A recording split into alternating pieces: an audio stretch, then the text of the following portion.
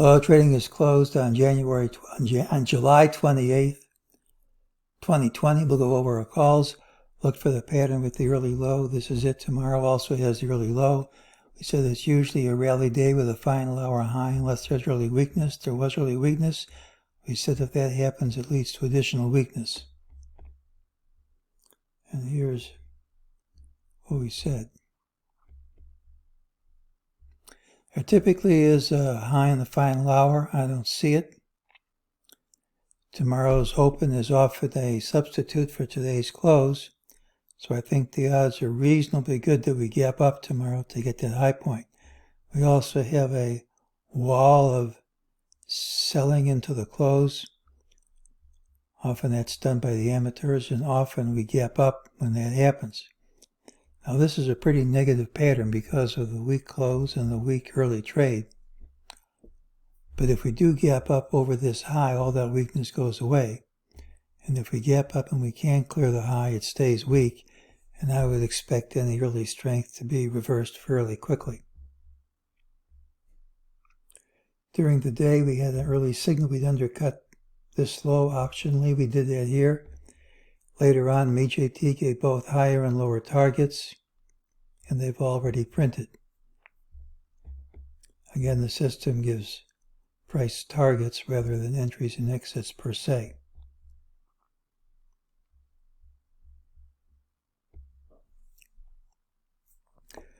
Well, here was the big reversal last week. We've had 1, 2, 3 days of rally attempts.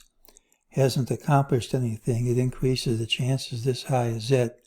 But so far, we're just playing Fibonacci ping pong, and until some of these lows fall, the game's not over. It could still rally past the high. The longer it plays ping pong, the less likely it is to happen. Well, here's our channel. You connect these highs, parallel between these lows. We are right there.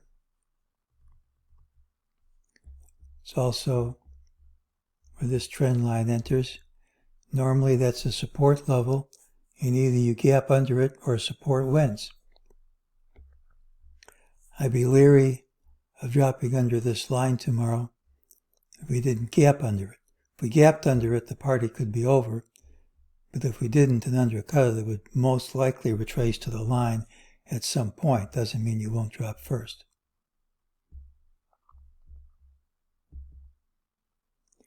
We actually topped out within perhaps 0.5% of my target, which I made about 100 handles away from the high. So it still remains an idea which hasn't been invalidated yet. And if it's the right idea, we're in wave blue C down, which should be a doozy. But until some of these lows fall, it's still possible for the bulls to stage a recovery. The longer we go without doing it, the less likely it is they will.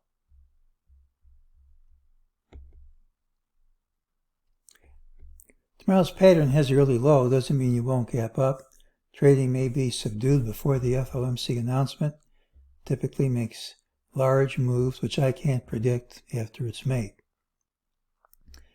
Today's action is quite negative because of the early drop and the failure of the normally bullish pattern closed near the high can still be invalidated if we gap and take the high out quickly. Tomorrow's open is likely to gap up, both because of the wall at the close and the failure of the late high point to print. If you gapped over the afternoon high, it shows the late drop is false, likely to extend further on the upside as the day progresses. Anything less than that shows it really is as weak as it seems. If we gap down under that trend line, it would violate significant support. If we don't reverse it promptly, it should lead to further declines fairly soon, would make it highly likely that this bear market rally high is in. Longer term, the odds are increasing a big drop is coming. The longer we go without rallying, the more likely that becomes. We have a Bollinger Band reversal sell signal on the old volatility index.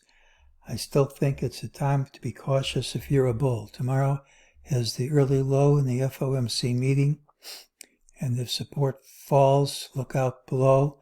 Although if it's going to fall tomorrow and it doesn't fall by gapping under that line, we'd probably retrace at some point. And that's today's call.